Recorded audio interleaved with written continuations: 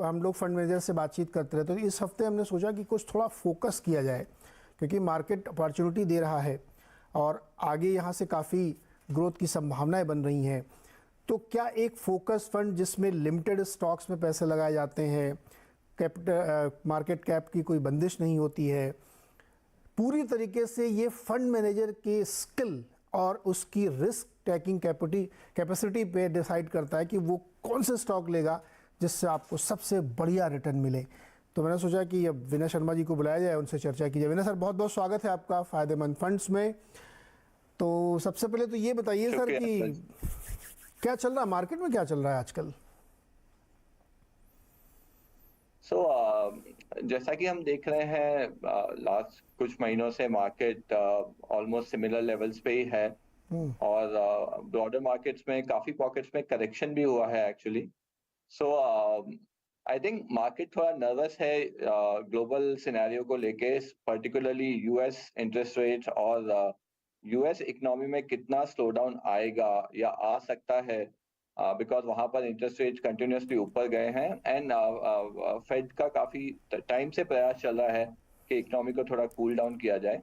तो उसको लेके आई थिंक मार्केट थोड़ा नर्वस है। पर जहां तक हम इंडिया की बात करते हैं या इंडियन इकोनॉमी की बात करते हैं, most of the frequent data points पिछले कुछ महीनों से और कुछ क्वार्टर से अच्छे ही आ रहे हैं। तो बेसिकली आई थिंक मार्केट में टसल है between global scenario versus domestic scenario, and हमें लगता है कि कुछ क्वार्टर्स तक ये रहने वाला है वॉलेटाइल सिनेरियो। लेकिन विनय जी, मार्केट हमारा जो है ना डर नहीं रहा है। देखिए, यूएस में बहुत ख़राब नंबर्स आ रहे हैं, है ना। बहुत फेड चेयरमैन भी कह रहे हैं कि हम तो खूब बढ़ाएंगे और लंबे समय तक बढ़ाएंगे, इन्फ्लेशन नीचे लाना है, वहाँ पे सब तरह के नंबर ख़राब आते हैं। लेकिन हमारा मार्केट डरता नहीं, उसने तलाक ले लिया है, विदेशी बाज़ारों से कोई प्रभाव नहीं अपने ऊपर ले रहा है।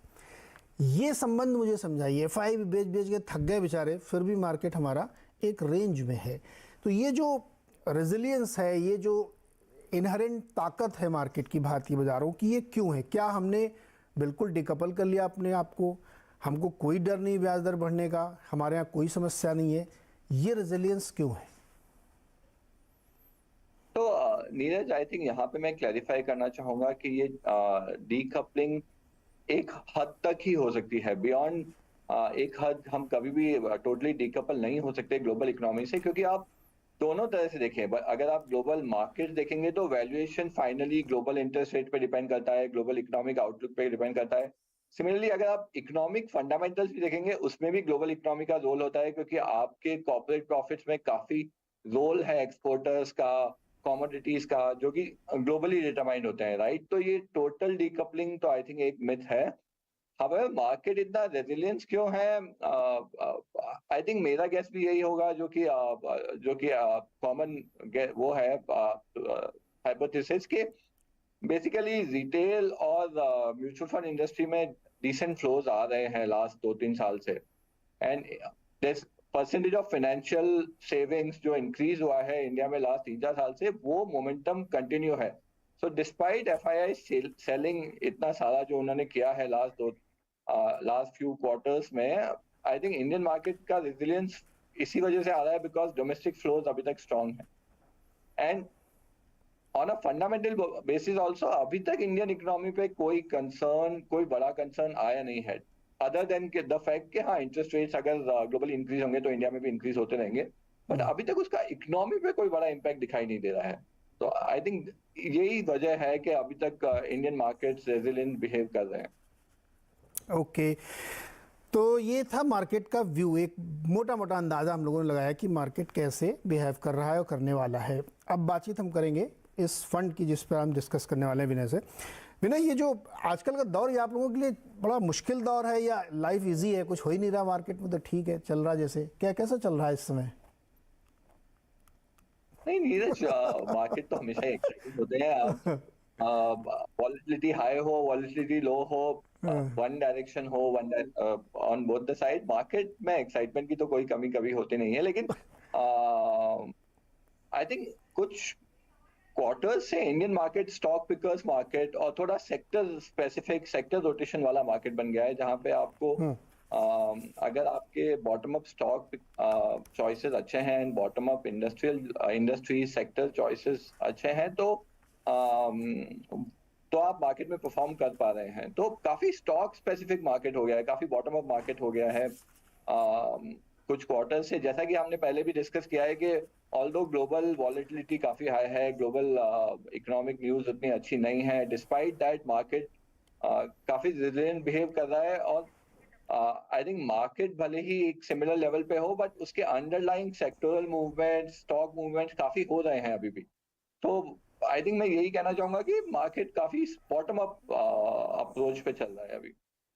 ओके, तो ये जो फोकस इक्विटी फंड है जिसमें 30 स्टॉक आप लेके चलते हैं, तो मुझे थोड़ा बताइए कि इसकी खूबी क्या है, किसी को क्यों फोकस फंड में पैसे लगाने चाहिए, और इस समय आपका कंपोजिशन क्या है मार्केट कैप वाइज?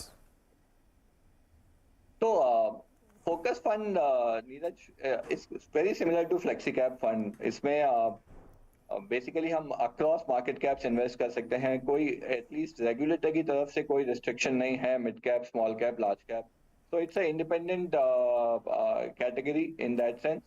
इसमें बस यही एक रेस्ट्रिक्शन है कि आपको 30 स्टॉक्स से ज्यादा आप इन्वेस्ट नहीं कर सकते, नंबर ऑफ स्टॉक्स 30 तक ही हो सकते हैं।